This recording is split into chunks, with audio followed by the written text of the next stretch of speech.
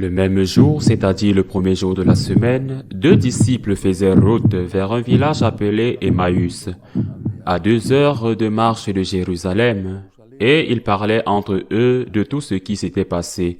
Or, tandis qu'ils s'entretenaient et s'interrogeaient, Jésus lui-même s'approcha, et il marchait avec eux.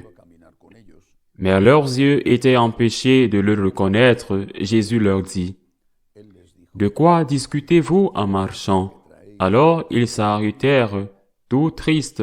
L'un des deux, nommé Cléophas, lui répondit, « Tu es bien le seul étranger résidant à Jérusalem qui ignore les événements de ces jours-ci. » Il leur dit, « Quel événement ?»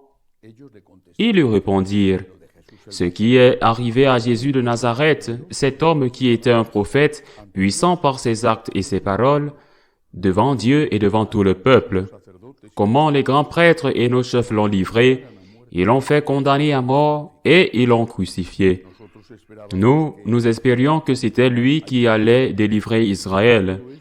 Mais avec tout cela, voici déjà le 3e jour qui passe depuis que c'est arrivé. À vrai dire, des femmes de notre groupe nous ont remplis de stupeur. Quand, dès l'aurore, elles sont allées au tombeau, elles n'ont pas trouvé son corps. Elles sont venues nous dire qu'elles avaient même eu une vision, des anges qui disaient qu'il est vivant. Quelques-uns de nos compagnons sont allés au tombeau et ils ont trouvé les choses comme les femmes l'avaient dit. Mais lui, ils ne l'ont pas vu.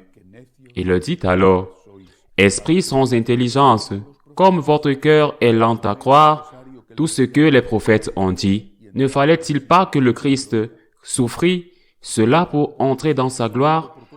Et partant de Moïse et de tous les prophètes, il leur interpréta dans toute l'Écriture ce qui le concernait. » Quand ils approchèrent du village où ils se rendaient, Jésus fit semblant d'aller plus loin.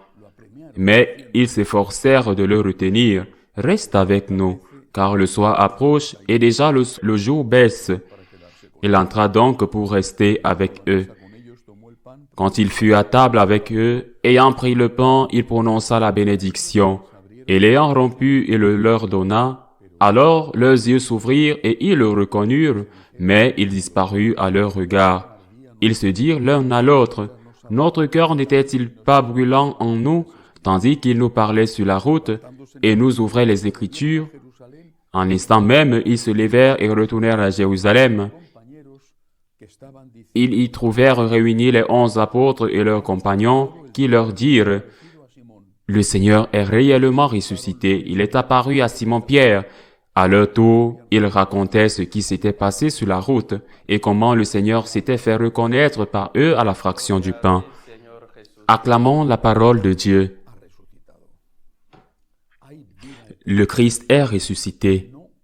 Il y a la vie éternelle. Pas une vie éternelle égale pour tous. Le paradis et l'enfer. Les deux existent. Il ne faut pas se laisser tromper par ceux qui disent que quoi que tu fasses, tu seras sauvé. Il y a une vie éternelle pour tous, mais pas égale pour tous. C'est le but de la résurrection du Seigneur, de nous en donner la preuve, la certitude absolue que la mort n'est pas la fin, de nous donner la certitude que même ceux qui sont morts ne sont pas morts pour toujours, qu'il n'y a pas d'adieu, qu'il n'y a qu'un adieu, de nous donner une certitude, mais aussi de nous dire des choses, des détails merveilleux qui complètent cet enseignement. Cette révélation, chacune des apparitions du Seigneur a un enseignement qui n'est pas contraire à l'essentiel. Au Christ ressuscité, mais qui complète cet enseignement central par ses détails.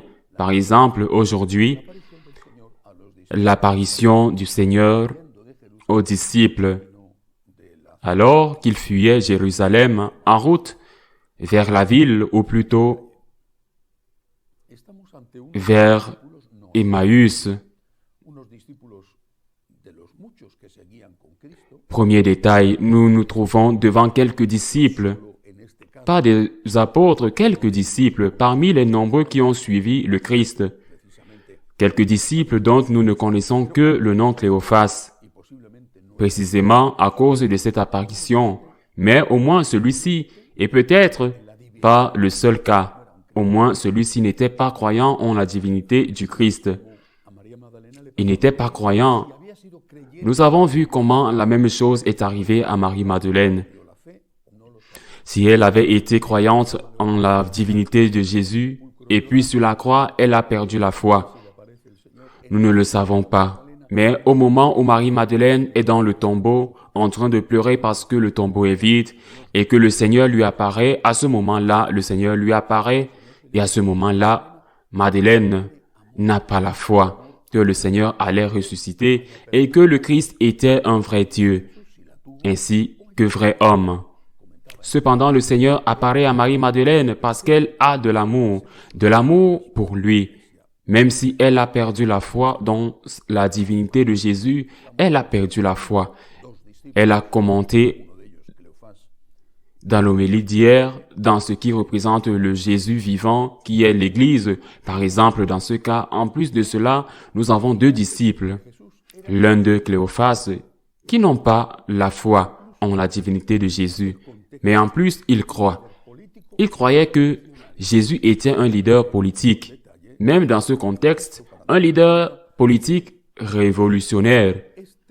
Il faut relire le texte en détail pour se rendre compte de ce que ce disciple et peut-être beaucoup d'autres, et peut-être même certains ou tous les apôtres pensaient que Jésus était.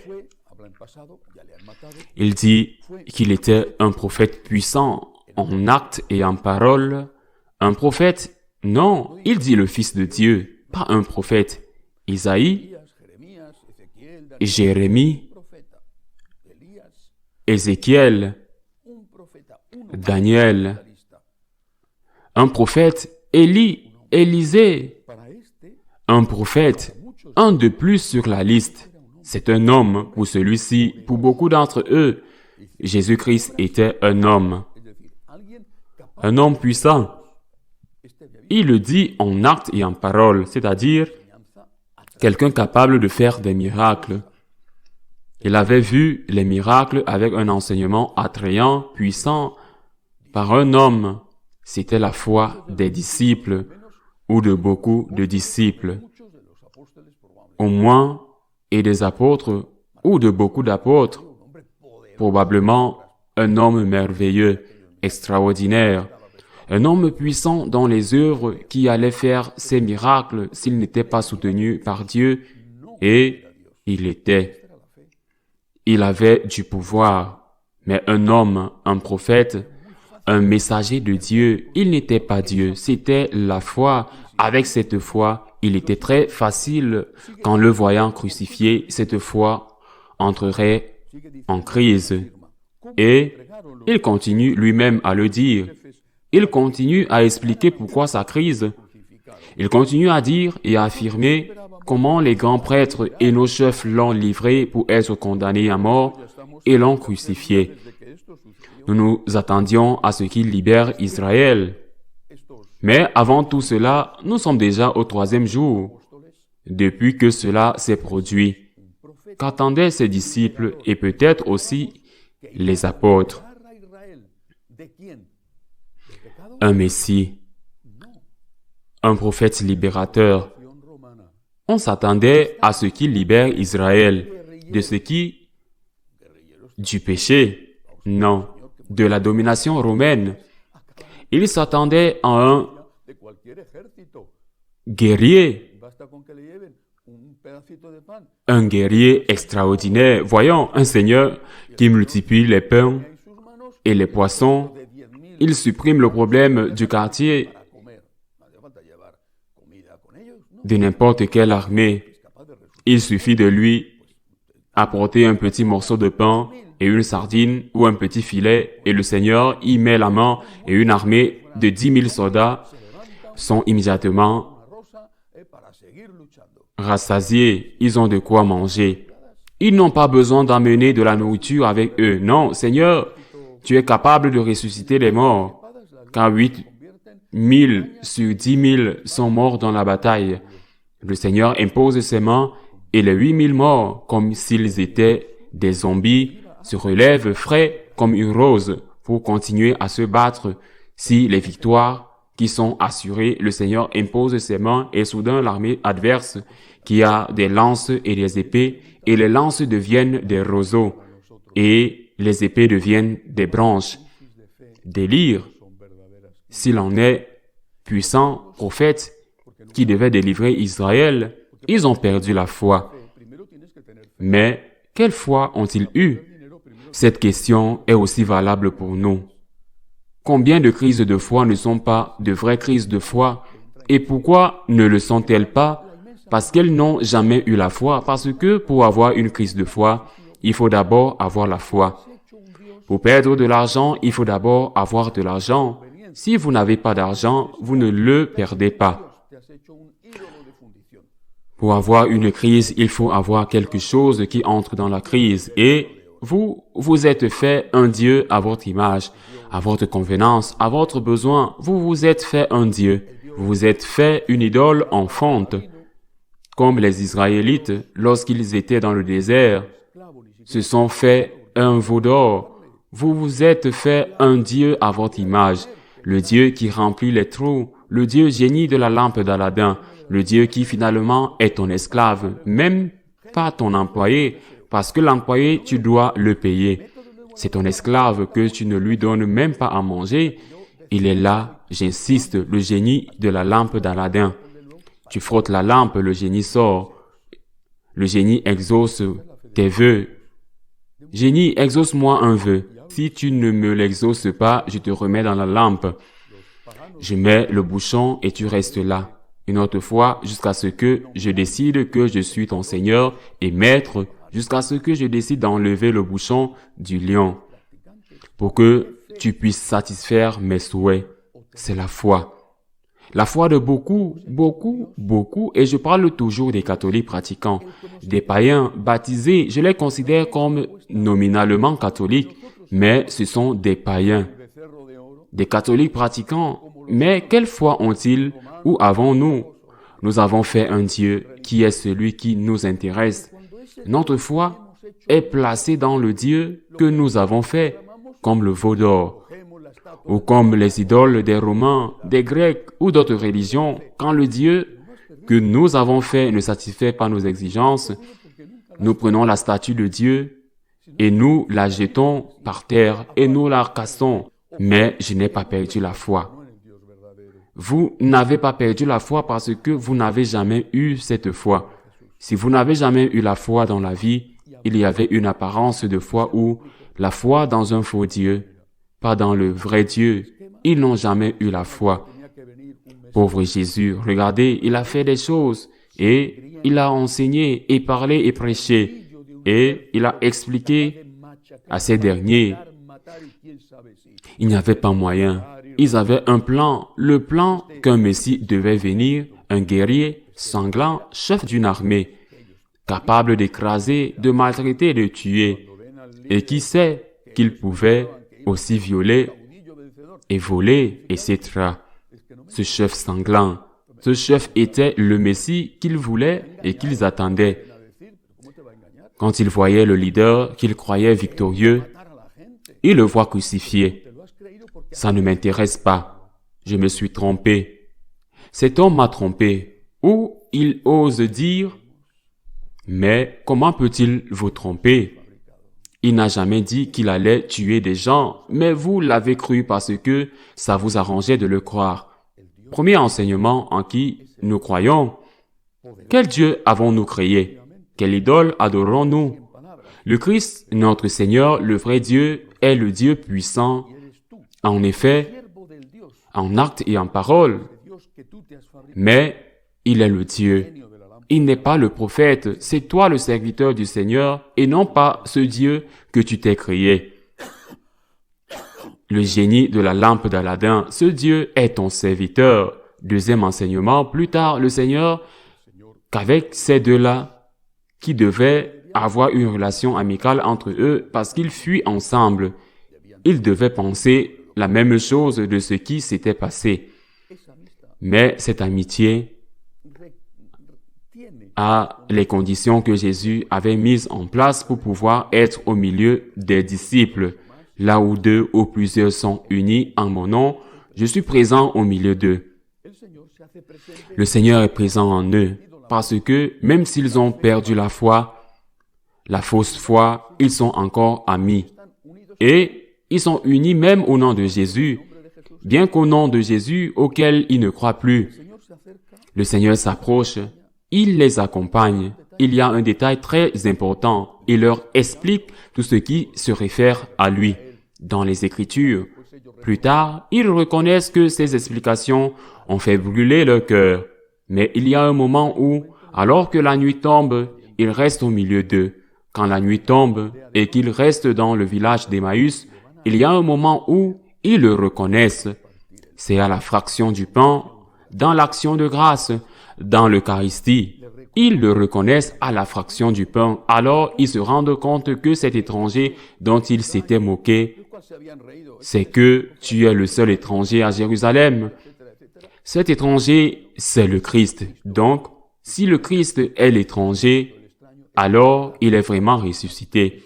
Et s'il est vraiment ressuscité, il doit repenser sa foi. Il doit repenser que ce Christ n'est pas le puissant prophète, mais que ce Christ est tel qu'il avait pensé, mais que ce Christ est comme il avait dit, le Dieu Tout-Puissant fait homme.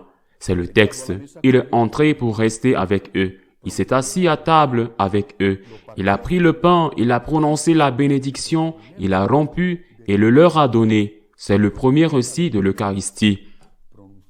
Il a prononcé la bénédiction, il a prononcé l'action de grâce, il a prononcé l'action de grâce, il a donné la bénédiction. Il a donné la bénédiction, il a dit l'action de grâce, il a dit la consécration sur le pain. Il a rompu et il le leur a donné.